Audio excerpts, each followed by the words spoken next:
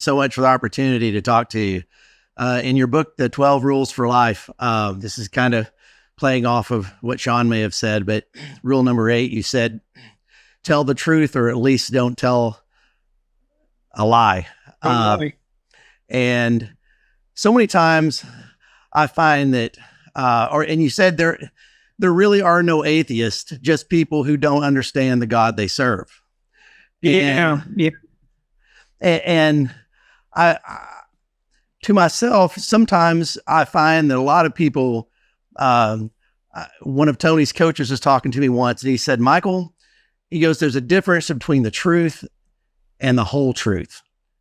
And that really dawned on me once. And some people tell the truth and exclude parts of things in life that shade the story. And I find that I do that with myself sometimes. And I was just curious if you could shed some light on that rule number 8.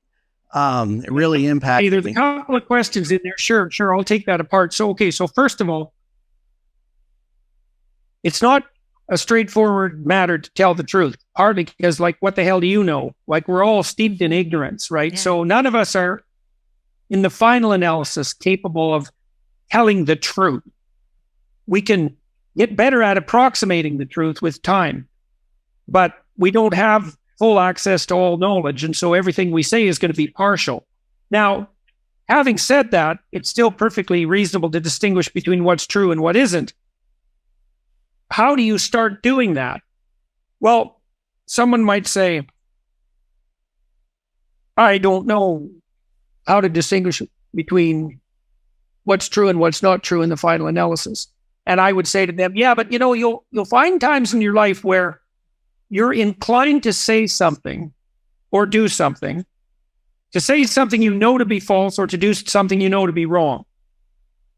Now, there may be times when you're ambiguous and ambivalent and you don't know, but that's not what I'm talking about. I'm talking about those times when you actually know, and you can tell, because if you're going to say something that you know to be false, it fragments you internally and makes you weak. You feel what could be the ground under your feet shifting.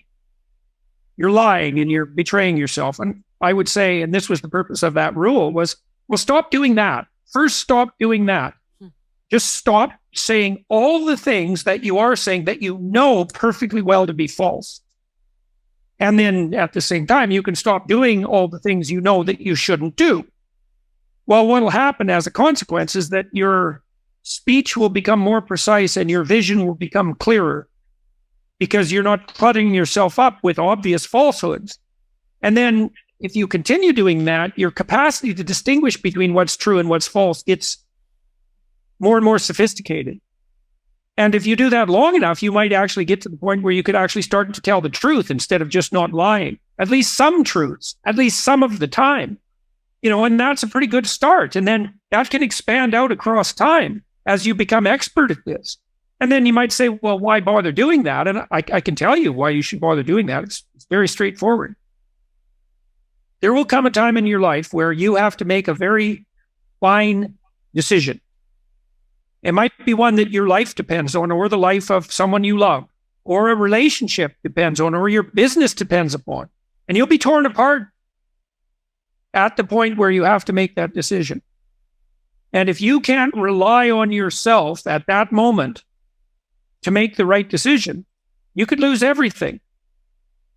Now, you might ask yourself, well, how do you ensure that you can rely on yourself in a situation like that? And I would say, well, if you spent 20 years practicing lying, you can be bloody well sure that when push comes to shove, you're going to make the wrong decision. You're going to want to be, when things get rough around you, you're going to want to be in a situation where your eye is clear and your tongue is sharp. And so if you've practiced diligently, one might even say religiously, to abide by the truth, then when you're cornered and the chips are down and you have to go left or right, and one of them leads up and the other leads down, you're going to pick the right route. And if you know that, like if you meditate on that, if you understand that that's coming, that can scare you badly enough so that you'll stop saying things you know to be false. You'll pay the price for that. Then you add another interesting twist to that. You said that often people, these are more subtle liars. They'll sort of half tell the truth. They'll tell the truth in a way that enables them to manipulate towards an end. Yeah, well, that's a particularly pathological form of lying. That's actually using the Lord's name in vain, by the way. You know that famous commandment? Do not use the Lord's name in vain. That doesn't mean to not swear. It means do not pretend to be serving God when you're not. And that's that kind of lie that you described. Telling the truth is a very tricky issue because you have to be aiming up in all ways to ensure that what you're relating isn't manipulatively self-serving at some subtle level. And it takes a long time to orient yourself at enough levels simultaneously so that you're no longer playing those sorts of games. But you do that by practicing. You do that by practicing not lying. It's like, you try to make that a vow. And you can clear yourself up an awful lot. A lot of what you do with people in psychotherapy, a huge part of it, is you help them disentangle themselves from the web of lies that they found themselves trapped within.